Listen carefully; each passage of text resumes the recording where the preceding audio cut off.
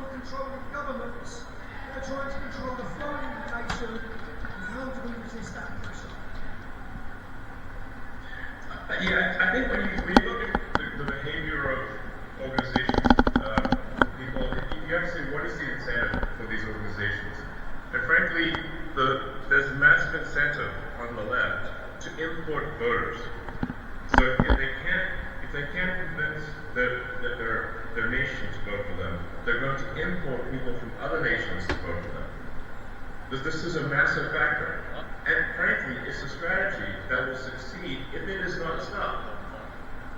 And it is, thus far, it is succeeding. And you see strong movements to allow people who are not pro-Britain to vote for Britain, to allow people who are not pro-France or elsewhere to vote in those countries, and thus depriving the citizens of their democratic power. It's really a voter importation thing. And if they're allowed to succeed, if this is allowed to continue, they will succeed in importing voters, swaying the elections, and taking your vote away from you. That is 100% what is happening. You know what's great? The BBC and the mass media cannot control this. I mean, the BBC is complicit in the destruction of Britain. We pay for it. Yes. We forced to pay for it. It's insane. Don't pay for it.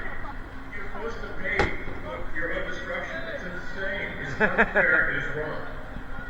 Elon, a lot of ordinary people that are here today, they feel ignored, they feel censored, or they're labelled just for speaking up about their legitimate fears and concerns in their communities. Do you believe technology, X, or even AI can finally give power back to those people? Or do you think it'll make censorship worse, or even automate it?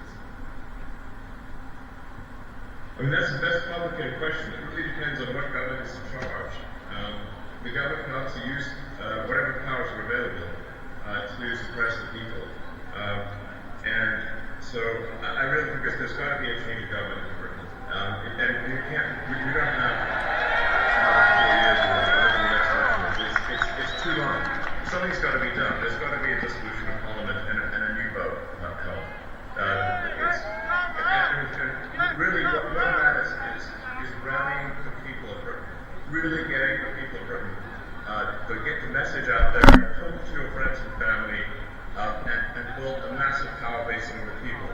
And like I said, you really got to appeal to the sort of average, just the normal people that just want to go about their business, that are in a village somewhere they're working, they just want to mind their own business.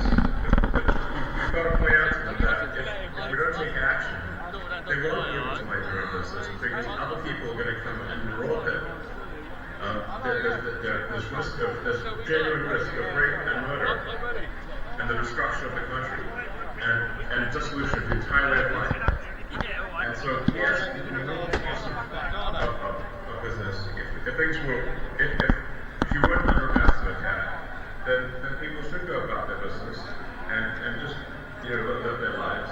But unfortunately, if the fight comes to you, you don't have a choice. You have to fight. So you have to